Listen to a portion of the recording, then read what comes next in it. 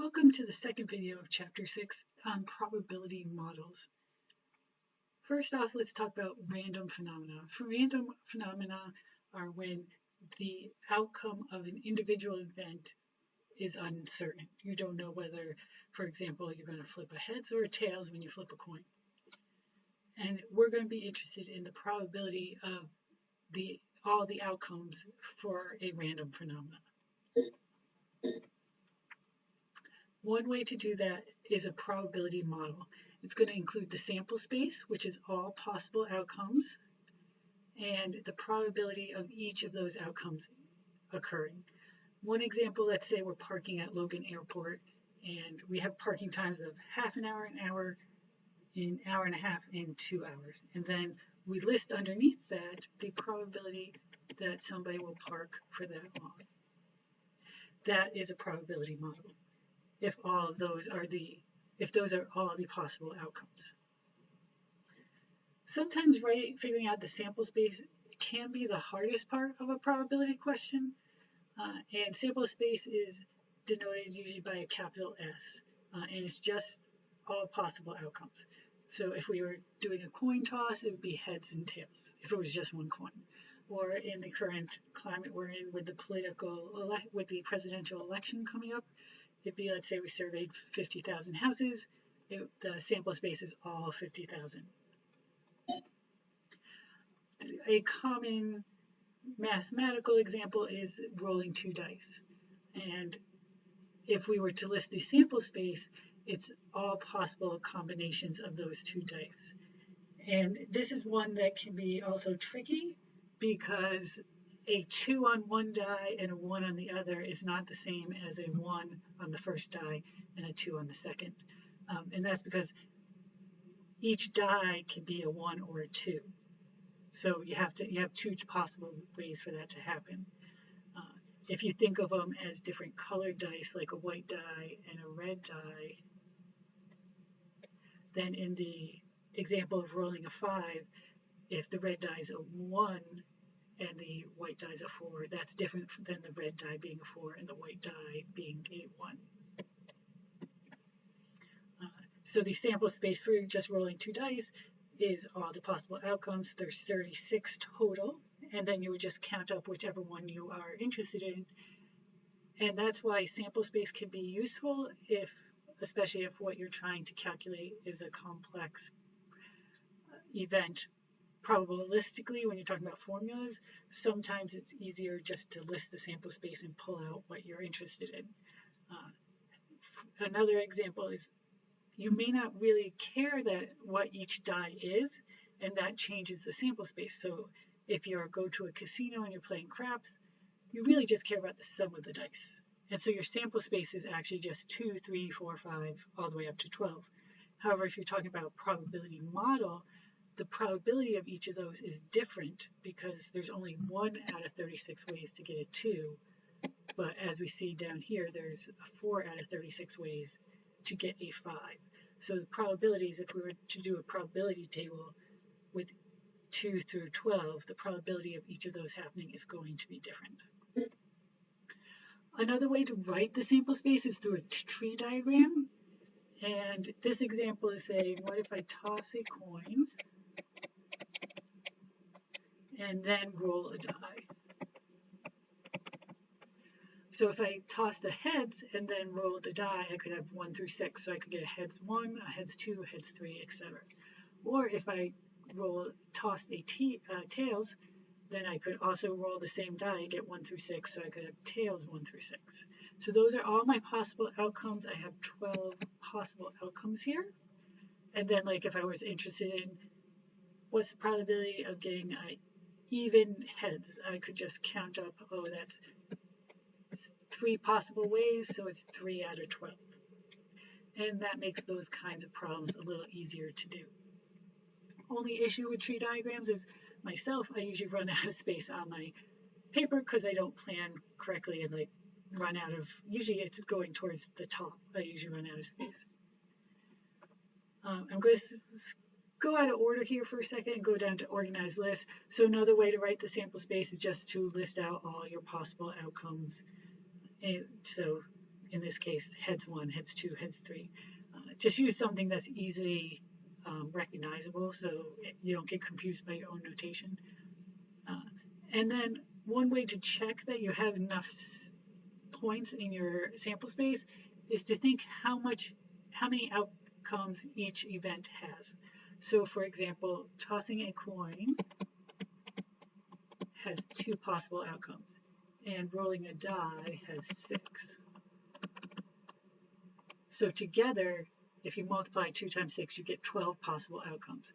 Or if you go back to the previous example with rolling 2 die, each has 6 possible outcomes. So together, there's a total of 36 outcomes. One thing that can complicate matters is if you're doing it with or without replacement. And that means, for example, if I'm using a deck of cards, which have 52 cards in a deck, and I draw a card but don't put it back, then I change the probability of the next event. And that also changes how many outcomes there are. So first I had 52, but then because I didn't put the card back, I had 51, so the total number of outcomes changes to 52 times 51. This can come up, let's say, on your passcodes on your phone or your computer. If you can't repeat a digit, then the first number, you have 10 possible numbers you could use. So let's say the first number is 0.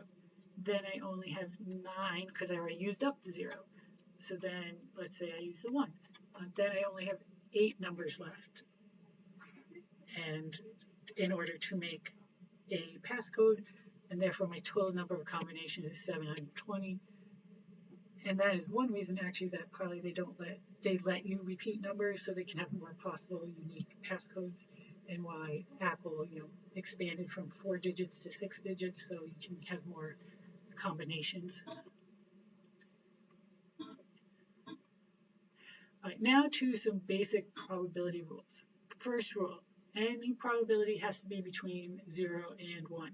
0 means never going to happen, and 1 means always going to happen.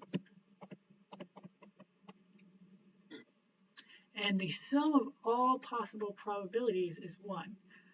So if I have 3 things that are going to happen, let's say I have numbers.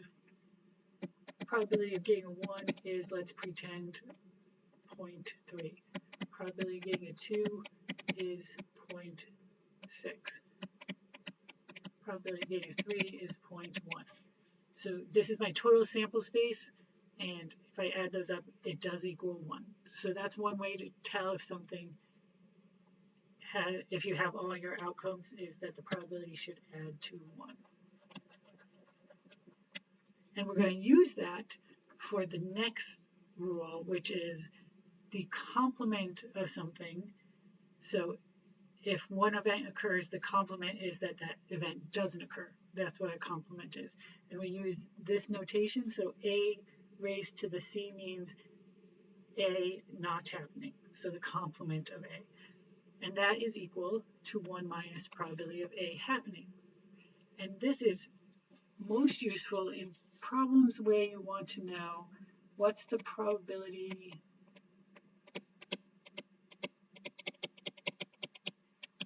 of at least one event occurring.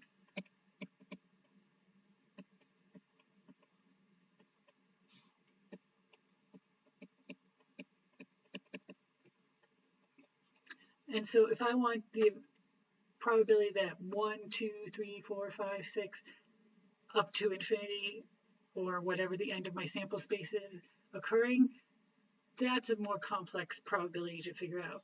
But I could do probability of 1 minus no events happening.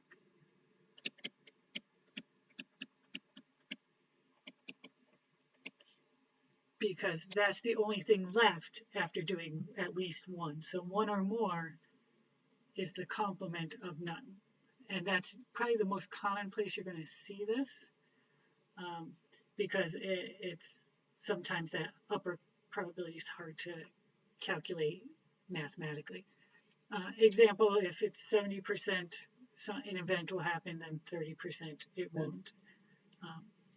Then we have this concept of disjoint or mutually exclusive, and I will point out number 4 in the next slide. All right, so disjoint, mutually exclusive, one vocab word you're going to want to know. They mean the same thing, it's just different wording for the same concept. So if two things are disjoint or mutually exclusive, it means if one occurs, the other did not. Which also means if the other didn't occur, then we know the other did occur. One example is if I come to this intersection that's in the picture, it's a T intersection, so I have two choices. I can turn right or left. So I know if I didn't turn right, I must have turned left. Or if I turn left, I know I didn't turn right. So one tells us about the other, but also we can only do one or the other. Same thing with heads or tails. If I flipped a heads, I can't flip a tails at the same time, because that's impossible.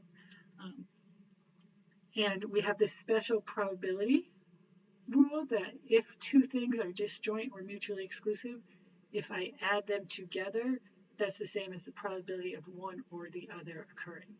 Now in these two examples, since there's only two choices, then if you add the probabilities together, it's going to be 1, but that's not always the case. Sometimes things are disjoint with more choices. Also, we know that the probability of both of the things happening, which is the and, that equals 0. So probability of one or the other occurring is just adding them together, whereas the probability of both happening is 0 if they're disjoint. So we can also use that as a check. If we know the probability of two things happening at the same time is 0, then we know that they are disjoint. Or if we know all three of these numbers, the probability of each separately and the probability of one A or B happening, we can do this calculation, and if it comes out true, then they are disjoint or mutually exclusive.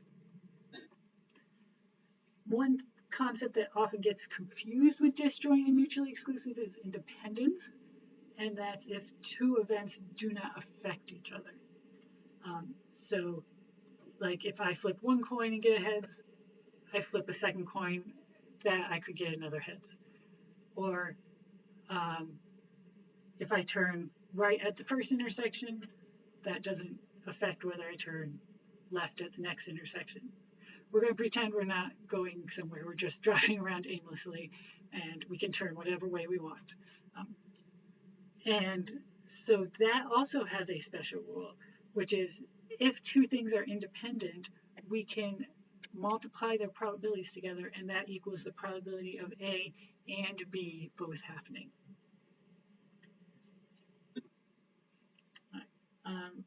And we can use this as a check for independence as well. So for example, if 75% voters in a district are Republicans, if an interviewer chooses two voters at random, the probability that the first is Republican and the second is not, we're assuming independence here. So they're not living in the same house.